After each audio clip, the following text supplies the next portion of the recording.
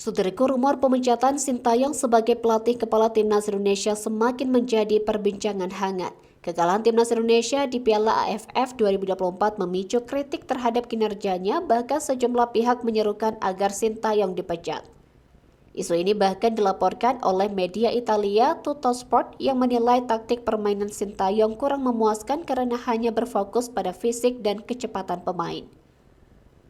Namun memecat Sintayong saat ini akan menjadi perjudian besar, terutama mengingat jadwal padat dan hanya tersisa 4 pertandingan di kualifikasi Piala Dunia 2026 zona Asia putaran ketiga.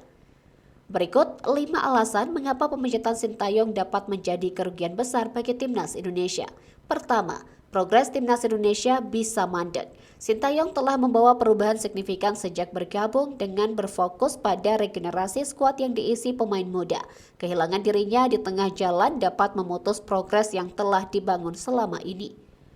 Pemain seperti Marcelino Ferdinand dan Pratama Arhan yang berkembang di bawah arahannya berpotensi kehilangan momentum. Belum tentu pelatih baru akan melanjutkan visi yang sama. Kedua, harmonisasi tim bisa terganggu. Sintayong tidak hanya seorang pelatih tetapi juga figur yang dekat dengan para pemain, terutama mereka yang ia bina sejak U19.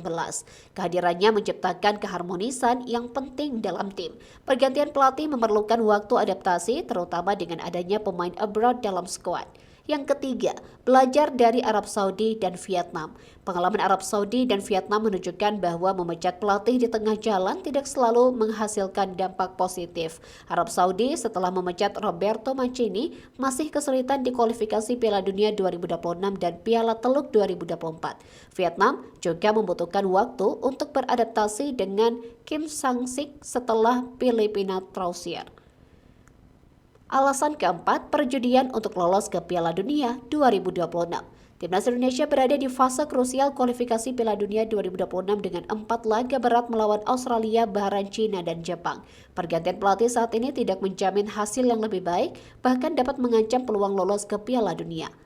Kelima, pesangon yang besar. Sintayong memiliki kontrak jangka panjang hingga Juni 2027 yang mencakup target penting seperti Piala Asia 2027.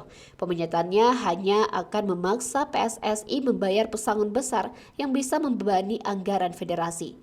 Memecat Sintayong bukanlah keputusan sederhana. Selain beresiko mengorbankan progres tim, keharmonisan skuad, dan peluang lolos ke Piala Dunia, biaya pesangon yang tinggi juga menjadi faktor signifikan. Langkah ini memerlukan pertimbangan matang agar tidak merugikan Timnas Indonesia secara keseluruhan.